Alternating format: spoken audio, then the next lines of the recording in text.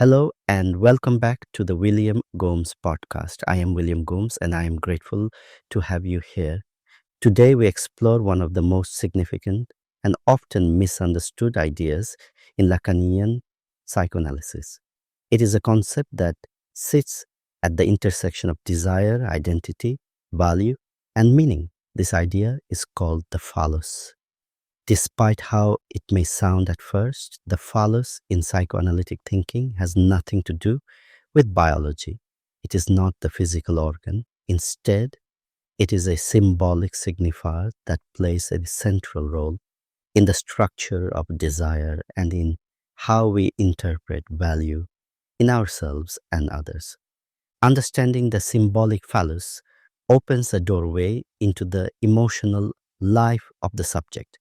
It helps us understand why we long for certain things, why we compare ourselves to others, why we feel inadequate or admired, and why relationships so often revolve around questions of recognition, belonging, and worth. The phallus is not a thing, it is a meaning, and it is a meaning that shapes our lives in ways we may never have realized. Let us begin by clarifying what the phallus represents. The phallus is the symbolic marker of value, completeness, and desirability. It is what appears to give someone a special quality, a kind of glow or significance. When we say someone has a certain charisma or confidence or a presence that draws others in, we are describing them as if they carry something extra. That something extra is what the phallus symbolizes. It is not a real object, it is a symbolic function that stands in for what seems to make life meaningful. This symbolic signifier emerges early in development. As infants, we live in a world organized by the caregiver's presence. The caregiver seems to hold everything together. They appear to know what we need, when we need it, and how to provide it. The infant imagines that the caregiver possesses something powerful, something that gives them authority and completeness. This imagined quality is an early version of the symbolic phallus. As the child grows, they begin to realize that the caregiver is not all powerful. They do not know everything. They make mistakes. They are not complete. This realization introduces the child to the idea of lack, the structural gap at the center of subjectivity.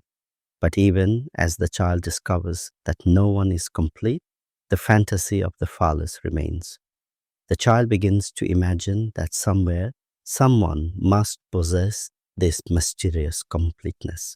Someone must hold the key to certainty, value, or significance. This fantasy becomes woven into desire. The child imagines that the phallus is something one could have or something one could be. To have the phallus would mean having what others admire or seek. To be the phallus would mean being desired by others, being the one who holds value in their eyes.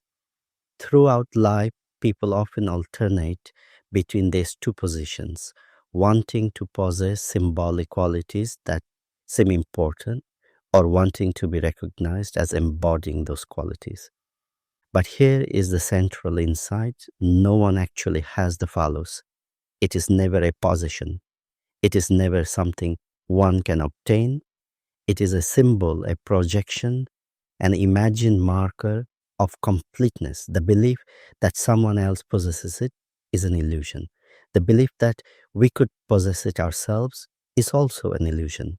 The phallus is always missing, always symbolic, always beyond reach. And yet desire forms around this impossibility. Because no one has the phallus, people often feel driven by a sense of lack. They imagine that achieving a certain goal, embodying a certain role, or gaining a certain recognition will finally bring completeness. But the moment the goal is achieved, the fantasy dissolves. Desire shifts, the sense of lack returns. This is not a failure, it is how desire works. The phallus keeps desire moving by always staying just out of reach. The phallus also shapes social life. Cultures assign symbolic value to certain qualities, objects, and positions. These value positions act as stand ins for the phallus. For example, confidence, authority, wealth, beauty, popularity, or intelligence can become symbols of having the phallus. People may feel drawn to those who seem to have these qualities, not because the qualities themselves are magical, but because they appear to carry the glow of symbolic value. Likewise, people may feel jealous of those who seem to possess qualities they themselves lack. Jealousy often arises when someone else appears to have the symbolic phallus, when they seem to possess a completeness or significance that we feel deprived of. Rivalry and comparison are rooted in the fantasy of the phallus. We imagine that if only we could have what the other has, we would finally feel whole. But this fantasy is never fulfilled. The symbolic phallus is always unattainable.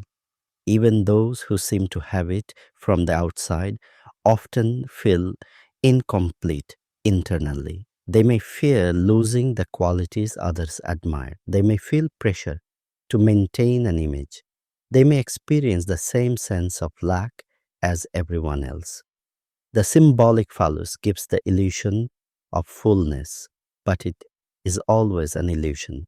The symbolic phallus also shapes how we present ourselves. People often try to embody qualities they believe will make them valued, admired, or desired. They may strive to appear competent, wise, attractive, or self assured. They may hide vulnerabilities or uncertainties because they fear these qualities will diminish their symbolic value. In doing so, they are attempting to be the phallus for others. But this effort can be exhausting. Trying to embody symbolic completeness is a heavy burden. It disconnects us from our authentic selves. It makes relationships less intimate because we feel pressure to perform rather than to be known. Recognizing that the phallus is symbolic frees us from this pressure. It allows us to embrace our humanity, our imperfections, and our limits without feeling that we have lost something precious. The phallus also influences love. In love, we do not merely see the other person as they are. We see in them something that seems extraordinary, something that gives life meaning, something that awakens desire. But this extraordinary quality does not belong to the person alone. It is the symbolic glow of the phallus projected onto them. When we fall in love, we often fall in love with the symbolic value we see in the other. And when that projection fades or shifts, we may feel confused, wondering what changed. But what changed was the place of the phallus in the relationship. Understanding this can deepen our compassion.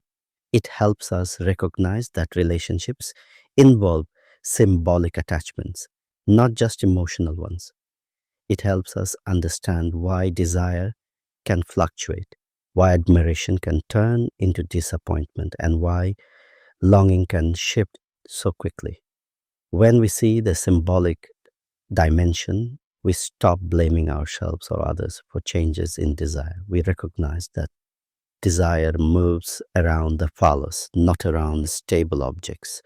The phallus also helps us understand the structure of social roles. Many roles carry symbolic value. They come with expectations, responsibilities, and meanings that go beyond the individual. Someone in a leadership role may be treated as if they possess the phallus.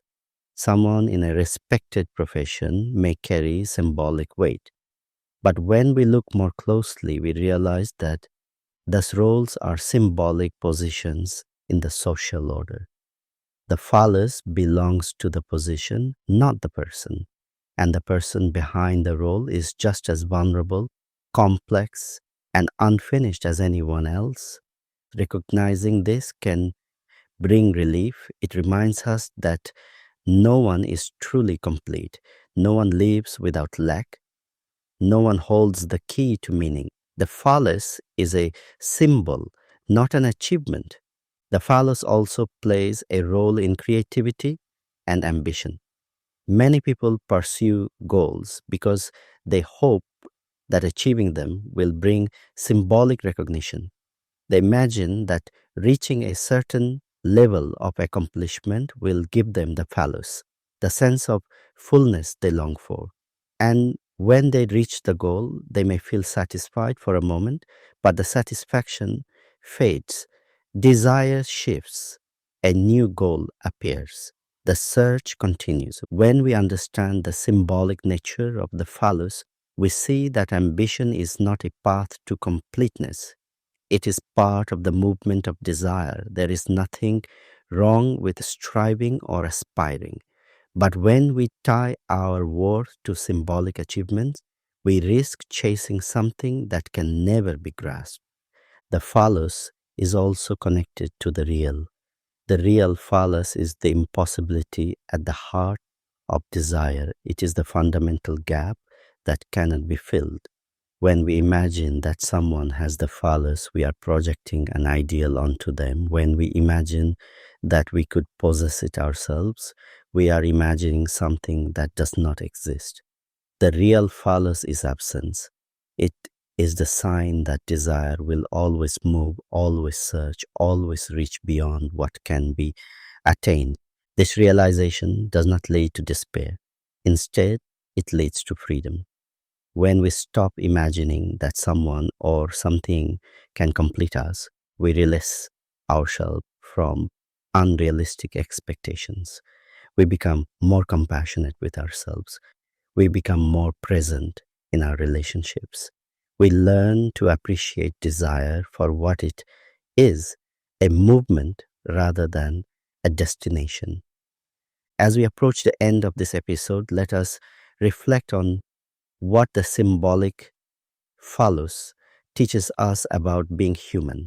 It teaches us that value is symbolic, not inherent.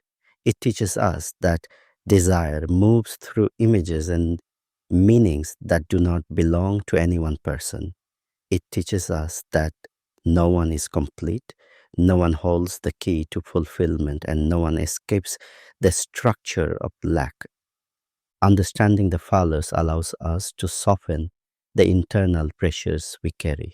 It allows us to recognize that the qualities we admire in others are symbolic, not proof of their completeness. It allows us to relate to ourselves with more kindness, knowing that we do not need to embody perfection or fulfill impossible ideals.